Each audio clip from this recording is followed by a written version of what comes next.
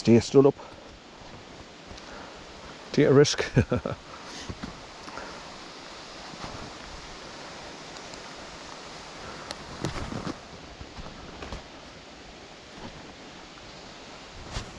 So if anybody from the Motor National Trust are watching my video now, please do something about these steps, wooden steps. Renew them, because they're all broken. The posts have come out and there's just nothing to hold on to. There should be put a wooden handrail up alongside, so if you do go to slip, at least you've got something to hold on to.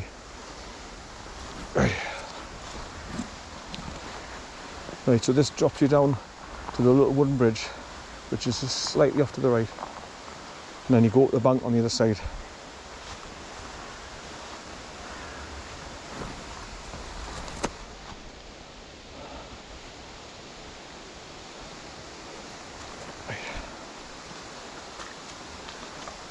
Slurp, slurp, suction, suction. Right, so I can see the water running down over the little waterfall down there to the right. And there's your wooden bridge straight ahead. Right, so more fun and games going down these last few steps. But there's no post or anything to hang on to these ones. I'll just have to hope and pray I don't slip.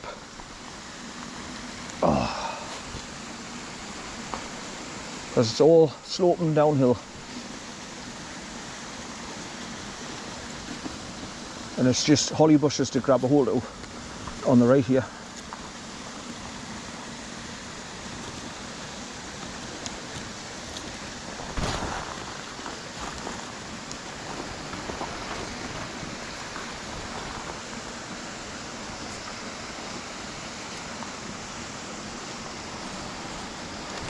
Oh, felt my boot going a bit there.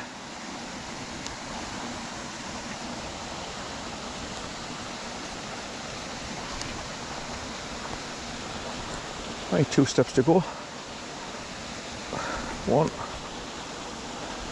and 2. Thank God for that. Panicking all the way down there in case I slip. Right, so here's a bit waterfall where it comes underneath this little footbridge.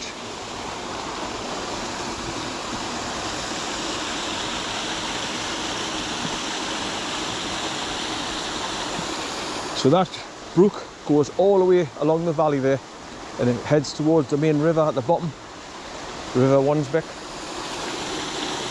So this little brook is just S-bend after S-bend going up and round to the left.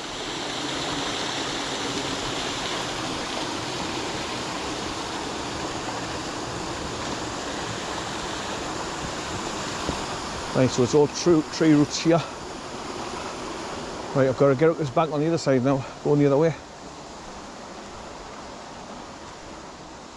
So you can see where this path being cut in along the little brook, where people have tried to follow it and go around and up. But that's why they've put these pallets here to stop you, supposedly. They don't want you. Oh. Right, Clark's Bog, private nature reserve, no public right of way, no, for access ring, 07, blah, blah, blah, blah. So this is all part of Clark's Bog land, presumably. Right, so it bends around the left here and goes up. Right, so far so good. This is where I can bring bay, a lure 'em off. But when you get to the top end here, you start following a wire fence along, going towards SHADFEN, and that's where there's livestock in the fields on the right hand side.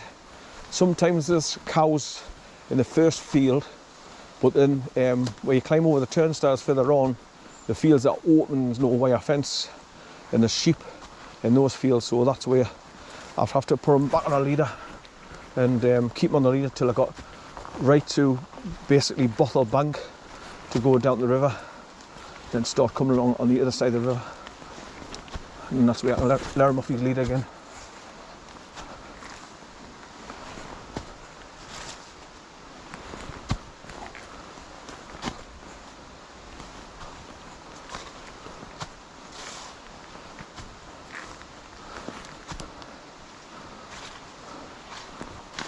Slurp, slurp, suction, suction. Right, so this is where you come out to meet the wire fence on the right hand side here. So coming back up that bank.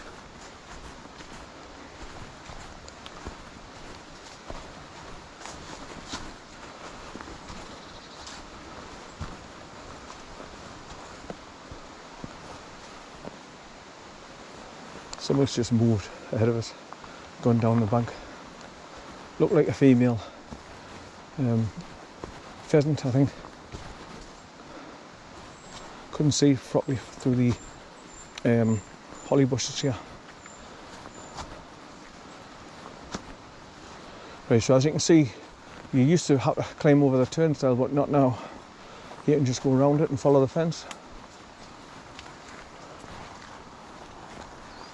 Right, so this is the first two fields is where you sometimes see cattle in these fields here. So this is where I'd have to have bear on his leader until I got further on to make sure there was nought. But then again, he couldn't get through the wire fencing, and he's not one for jumping over fences yet because he's still a puppy. So he jumps up into the back of the car now. He's getting better at that. So he is getting to the point where he will be able to jump over high fences. And at the back of my garden there's a 3-foot wall where there's a gap in the privet goes through the pub car park.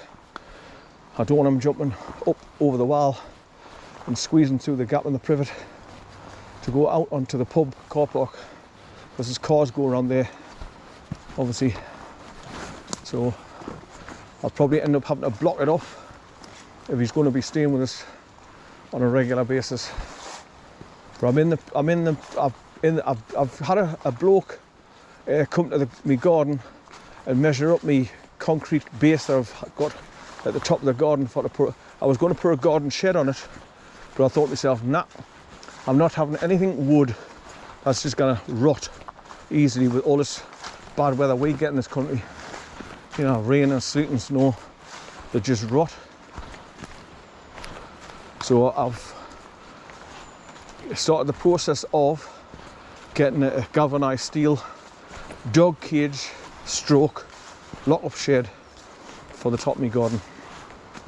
So if I ever have to leave bear in the house because he chews things, I can put him in the lock-up pen while I go to the shops or whatever till I come back. Then I can go out in the garden and let him out again. And in the meantime, you can look through the bars and watch the pigeons up on the roof. And anybody that comes in the garden, he'll be barking like hell, because he's now developing a nice heavy duty bark now with him getting older when people come to the door at my daughter's house. So he's going to be a bloody good guard dog as well. And the size of him, nobody's going to come in the garden and take one look at him and think, oh shit, the size of that dog, I'm not going in there.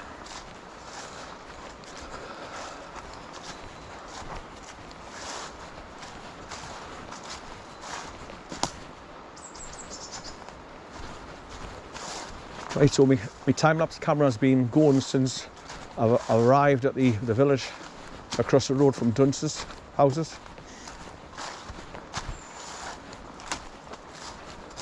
So I filmed about 10 minutes time-lapse before I locked up the car and set off.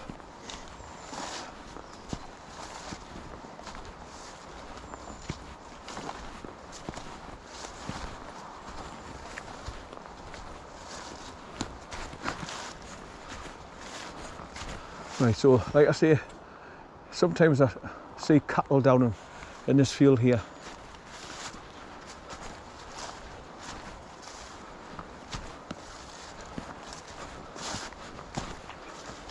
Right, so basically just follow this fence line all the way up to SHADFEN.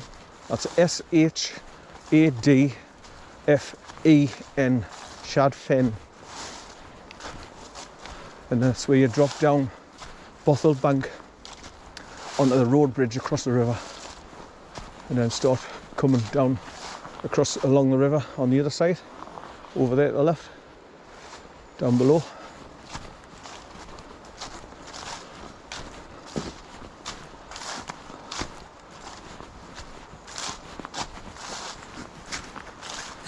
So you hear the traffic on the main road, which is over there to the right.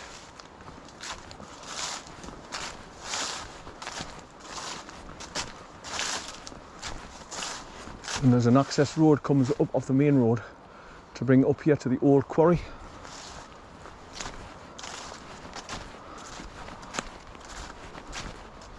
But this is all just farmers' access tracks.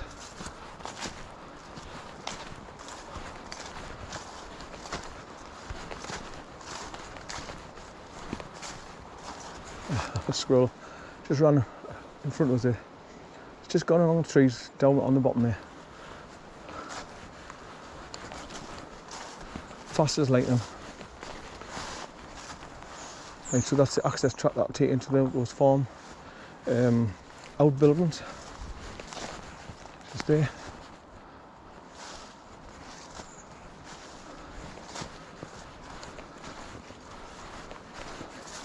Right, so climb over the turnstile. First one. I'm not sure if it's two or three you've got to climb over. Slip back off the wood, they would have been wet.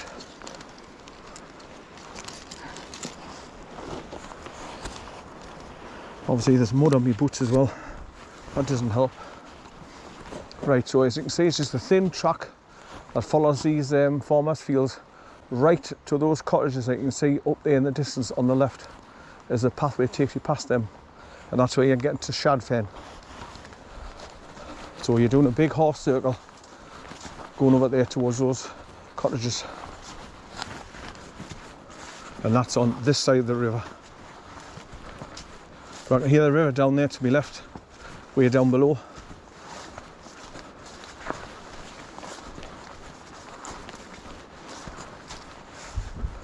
Right, so further over you can see it's the horses or sheep or something in the field up there to the right.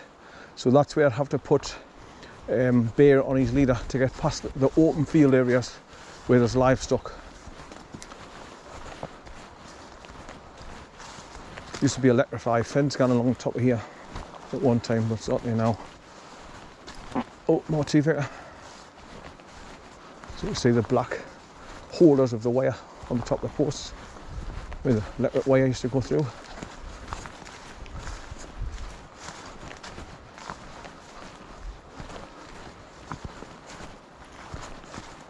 Well, just walked through a big bunch of midges floating around in front of us. It's either sheep or sheep and horses in that field there. I remember seeing them last time I came along here. But you've got to cross over about 4 or 5 fields till you get back on the main road over there going down to Bottle Bank. So you pass 3 like fields where it's open, so any animals can walk right up to you. So that's where I'd have to put the dog on his leader to make sure I pass that lot. So these videos are to help people on the Facebook group called Walking Northumberland. And like I say, there's many people, dog lovers and dog walkers, asking, is there any places where you can walk the dog without having to have them on a leader, you know? So, because they're like me, they want their dogs to run and exercise. That's the whole point of bringing the dogs out. Yes, I know you've got to be careful of them worrying sheep and stuff like that, but I go in advance and check these walks out and see if you can come across areas where you can let the dog off for a while, just to give them that necessity run backwards and forwards between you and the distance and back. And that's what lets them burn off the energy.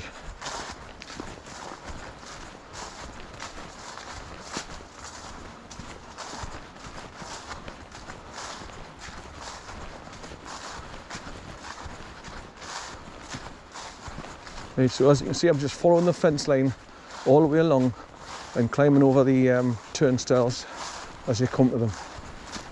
But the hardest part so far was getting down those slopey steps, because they're not in very good condition and they're on a slope downhill and there's nothing to hold on to. So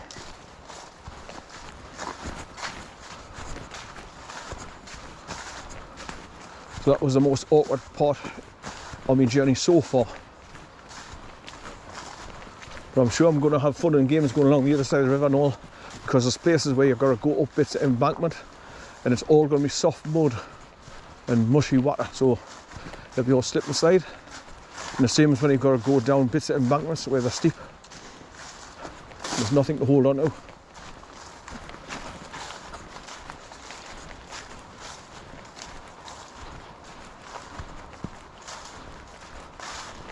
Right, so I've got better daylight now and all, so I'll just pan around and show you, pointing back to where I've just come up from there, over there, where the quarry is, where the cattle's in that field, the first one.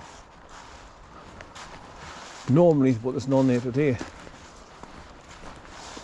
But if I had Bear with us, I would have it on his leader, getting to the top of that bank to meet the wire fence here.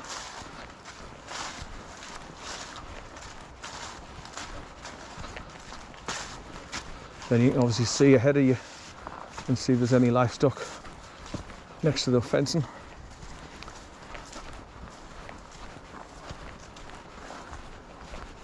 See, that was the beauty of when I came out with Corn.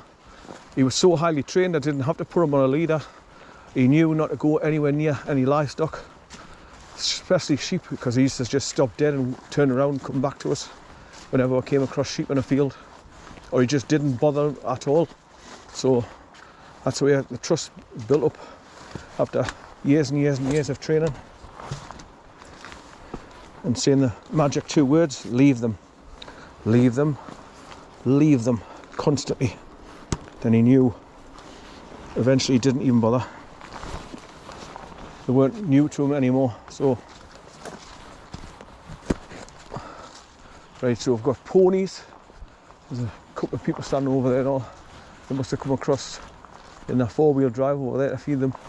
Must have brought some feed for them.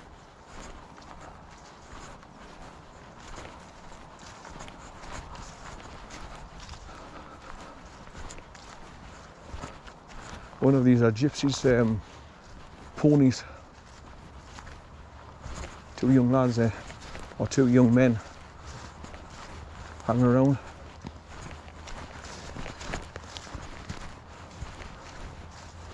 There's a green trailer just over there with the door open.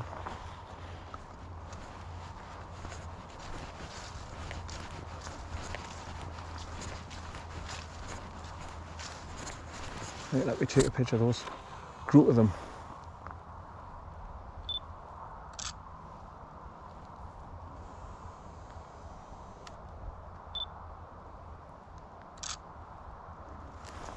There. I think it's just people that's come to feed them, because they're walking back to the vehicles there now.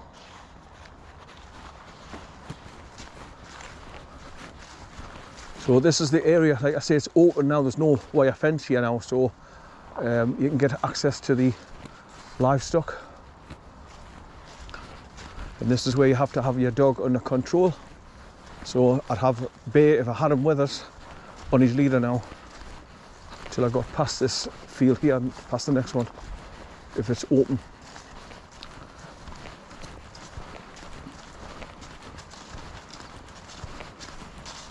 There was a time I came along here and I got right to the end, SHADFEN, then I started to go down Bothell Bank and it was just totally frozen over with about inch thick ice, which obviously was sleet and snow, and just hardened and just developed into a skating rink, and it was on a bank. So there was nothing to hold on. It was slippery as hell, and I had loads of fun and games trying to get to the bottom onto the bridge. But I've just seen a person ahead of us on the path. I think it's a dog walking with a dog. But yeah, there's the, how many horses we've got? 1, 2, 3, 4, 5, 6, 7, 8. Looks to be about 8 ponies in the field there. You see, I've just seen a white car going past on the main road over there, look. So obviously that's the road that I would come up from where I parked. If I continue the road, it brings up here towards SHADFEN.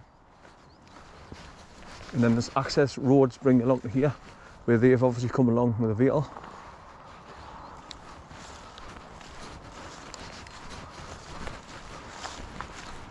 A load of horses poop just there.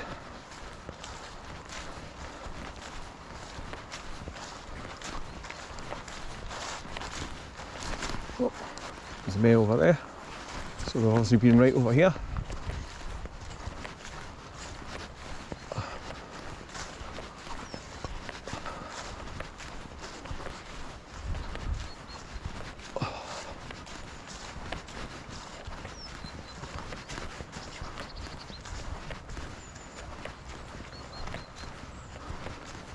Right, climb over turnstile here.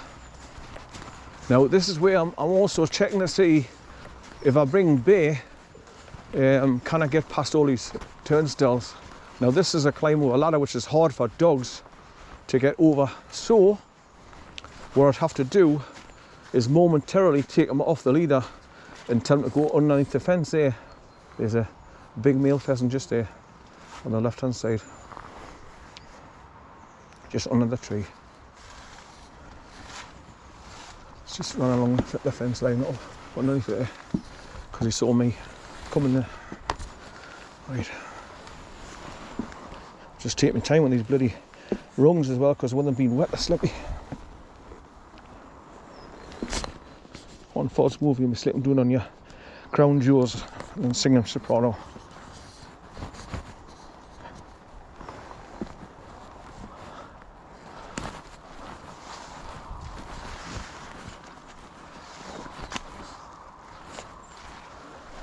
Right, so as you can see, another open field, but there's no livestock in this one that I can see so far anyway.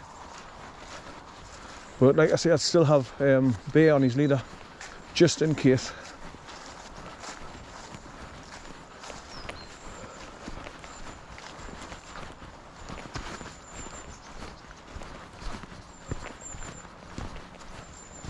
But this is the path that takes you along. There's that pheasant there. There he is. Big male, beautiful colours.